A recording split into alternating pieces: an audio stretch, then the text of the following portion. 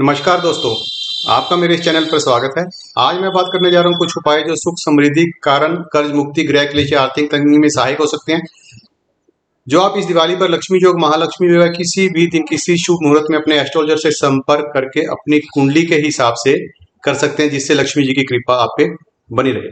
सबसे पहले उपाय, अमावस के दिन या किसी भी दिन किसी जरूरतमंद को खाना खिलाएं। जरूरतमंद को खाना खिलाना जो शनि ग्रह से लिंक बनता है, जो आपकी परेशानियों में आने वाली अड़चनों को दूर करते हैं। चांदी का ठोस हाथी जो विष्णु जी का और लक्ष्मी जी का पसंदीदा है, उसकी पूजा करने के बाद अपने घर में रखें और उसकी पूजा करते रहें, जिसका लिंक चंद्रमा और राहु से बनता है और लाल किताब के अनुसार राहु 5th हाउस से बनता है। यहाँ से राहु की दृष्टि 11th हाउस पर कालपुरुष कुंडली में अपने ही हाउस एक्वेरियस साइन पर है, जो house of gain, house of social circle का है, और भाग्य स्थान 9th हाउस पर है, जो राहु को चंद्रमा और केतु कंट्रोल करता है। जैसे मैं आपको एक एग्जाम्पल के द्वारा समझाता हूँ। राहु वो धुआं है जो नीचे तो धुआं दिखता है, लेकिन ऊपर जाते जाते मध्यम होकर गायब हो जाता है। जब जिंदगी में राहु का दो चलता है दशा भुक्ति अंतर या गोचर के साथ लिंक बना के, तो उस वक्त आदमी की महत्वाकांक्षाएं, जिद्दीपन, एडमेंट होना, उसके जीवन में कुछ अचीव करने की इच्छाएं बढ़ जाती हैं, जिससे वो ऊपर धुएं की तरह उठना चाहता है। जैसे ही वह ऊपर तक पहुंचता है तो राहु उसकी टांग पकड़ के उसे गिरा देता है और ऊपर से एकदम वो नीचे। लाल किताब के अनुसार राहु को केतु कंट्रोल करता है और बिना केतु की सहायता के राहु आपको कितना कुछ मर्जी दे दे, लेकिन आखिरी में वह आपको नीचे गिराने की कोशिश करेगा, जब तक केतु अपना हाथ राहु को ना पकड़ा दे। सीढ़ी पर चढ़ते चढ़ते जब आप लास्ट सीढ़ी पर होते हो तो केतु ने अगर आपका हाथ थाम लिया तो आप बिल्कुल शिखर पे होंगे। अगर केतु ने आपकी हेल्प नहीं की तो आप बिल्कुल नीचे होंगे, क्योंकि शिखर पर पहुंचाने का काम केतु का ही है। कोड़ी जिसको मां लक्ष्मी का प्रतीक माना जाता है, आप इस दिवाली पे या किसी शुभ मुहूर्त में 11 सफेद कोड़ियों को हल्दी में भिगोकर रखें और उसकी पूजा करें, और अगले दिन उसे लाल कपड़े में बांधकर अपनी तिजोरी में रख लें। कोड़ी जो बुध ग्रह को दर्शाता है, और बुध जो planet of communication, trading, planet of business, और उसको लाल कपड़े में यानी कि मंगल की सहायता देकर आपकी तिजोरी में रखा गया है। झाड़ू जो राहु को दर्शाता है, और दिवाली पर झाड़ू का दान करना, और वैसे भी झाड़ू का दान करना बड़ा शुभ माना जाता है, जिससे माँ लक्ष्मी प्रसन्न होती है। आप झाड़ू का दान किसी भी वक्त शुक्रवार के दिन देवी लक्ष्मी के मंदिर में जाकर कर सकते हैं। शुक्रवार का दिन माँ लक्ष्मी को समर्पित है और इन्हें धन की देवी माँ लक्ष्मी कहा जाता है। सुबह भगवान विष्णु और माँ लक्ष्मी का विधि पूर्वक पूजा अर्चना करें और हल्दी की गांठ अर्पित करें। बृहस्पति और शनिवार के दिन पीपल के पेड़ की उपासना करें। अगर हो सकता है तो बृहस्पति के दिन या सोमवार के दिन पीपल या वट वृक्ष पर दूध पानी मिक्स करके और थोड़ा सा मीठा डालकर उस पानी को चढ़ाएं और मिट्टी का तिलक अपने माथे पर करें। और शनिवार को आप पीपल पर दिया लगा सकते हैं और उसकी परिक्रमा करें, जो बहुत ही शुभ है। चाहे आप पर किसी भी पाप ग्रह शनि राहु केतु की दशा ही क्यों ना चल रही हो, उसमें भी वो बड़ा हेल्पफुल है। शनिवार के दिन नारियल पर मोली बांधकर उसे जल प्रवाह कर सकते हैं। मंगलवार के दिन नारियल पर सिंदूर मिला चमेली के तेल से टिक्का लगाएं और सिंदूर युक्त चमेली का तेल हनुमान जी पर लगाएं, और उसके बाद संकट मोचन ऋण मोचक मंगल स्त्रोत हनुमान चालीसा का पाठ करें। अगर आप सियार सिंगी या हत्था जोड़ी अगर आपको कहीं मिलती है तो उसका भी आप उपाय कर सकते हैं, जो बहुत आर्थिक लाभ देता है और धन प्राप्ति के मार्ग भी बनते हैं।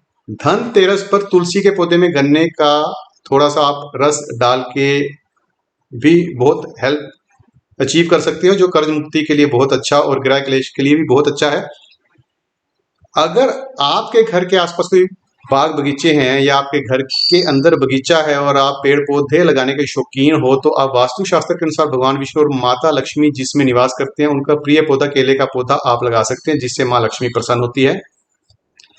वास्तु शास्त्र के अनुसार केले के पौधे को हम उत्तर दिशा में जहां देवी देवताओं का वास होता है, और या फिर हम इसको ईशान कोण में नॉर्थ ईस्ट की डायरेक्शन में लगा सकते हैं। ग्रहों में केले के पौधे में बृहस्पति का स्थान होता है। ईशान कोण यानी कि नॉर्थ ईस्ट बृहस्पति और केतु की डायरेक्शन है, और लाल किताब के अनुसार केतु को बृहस्पति का चेला माना गया, इसलिए वह केला है। लाल देवी की रेमेडी के अनुसार हम केतु के उपाय में केले का उपाय भी करवाते हैं, और अकेला इसलिए कि जब इसकी दशा भुक्ति गोचर का इफेक्ट आप पर आएगा तो ये आपको भौतिक चीजों से डिटैच करवा के आइसोलेट यानी कि अकेला कर देगा एंड स्पिरिचुअलिटी की ओर ले जाएगा। और बृहस्पति का दिन विष्णु जी का दिन है, जिस दिन हम केले की पूजा करते हैं, इसलिए इस दिन केले का सेवन करना अच्छा नहीं माना गया है, क्योंकि उस दिन केले की पूजा की जाती है। केले के पौधे को कभी भी साउथ ईस्ट यानी आग्नेय कोण यानी दक्षिण पूर्व की तरफ नहीं लगाना चाहिए, क्योंकि ये डायरेक्शन शुक्र की और बृहस्पति और केतु शुक्र का टकराव हो सकता है। दक्षिण दिशा भी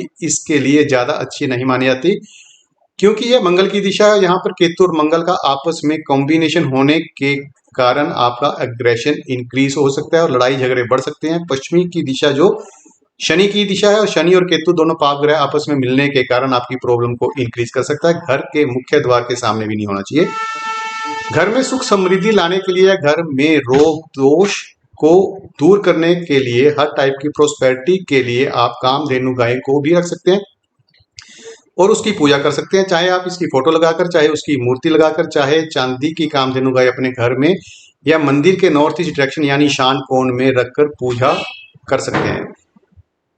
ग्रंथों के हिसाब से ऐसी मान्यता है कि कामधेनु गाय की उत्पत्ति समुद्र मंथन के दौरान हुई और जितने भी रत्न समुद्र मंथन में निकले जो कि देवताओं और दानवों के बीच बंटे, उसमें कामधेनु गाय को देवताओं को सौंपा गया और कामधेनु गाय की को पूजने से मन में सभी इच्छाएं पूर्ण होती हैं। और कामधेनु गाय का अलग अलग जगहों पे जिक्र किया गया, जैसे सुनंदा, नंदा, सुरभि, नंदिनी, सुशीला इत्यादि। और वैसे भी गाय में सभी देवी देवताओं का वास होता है, 4 वेदों का वास होता है, सूर्य, चंद्रमा इत्यादि, और इसकी पूजा करना बहुत ही शुभदायक है। मैंने ऊपर जितने भी आपको उपाय बताए ये जनरल साबित हो सकते हैं अगर आप अपनी मर्जी से इसको चूज एंड पिक करते हैं, अपनी कुंडली में दशा भुक्ति या गोचर को देखे बिना। हो सकता है कि बिना चार्ट देखे आप कोई ऐसा उपाय करें जिससे आपको लाभ ना हो। जैसे मैं आपको एग्जांपल की तरह समझाता हूँ। मान लो आप नौकरी कर रहे हैं और आपने लोन ले लिया, अपने हिसाब से कोई भी उपाय इसमें आपने चूज एंड पिक कर लिया और वो करना शुरू कर दिया, और आपकी दशा 5th हाउस के सूचक की चल पड़ी और वो 9th हाउस के सूचक के नक्षत्र से गोचर कर रहा है, तो इसमें आपकी नौकरी के जाने के चांसेस बनते हैं। इसमें आप ये कहेंगे कि मैंने तो ये रेमेडी शुरू कर ली लेकिन मुझे इफेक्ट नहीं आया। जब तक इन रेमेडीज का लिंक आप अपने चार्ट के साथ मैच नहीं करते हैं तो तब तक एक जनरल रेमेडी ही है। इसकी गहराई जानने के लिए आप अपने चार्ट का विश्लेषण करें या किसी एस्ट्रोलॉजर को दिखा सकते हैं, या आप नीचे दिए गए नंबर से हमसे संपर्क कर सकते हैं।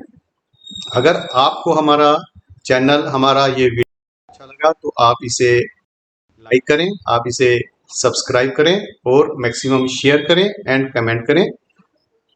इस वीडियो को देखने के लिए आपका बहुत बहुत धन्यवाद।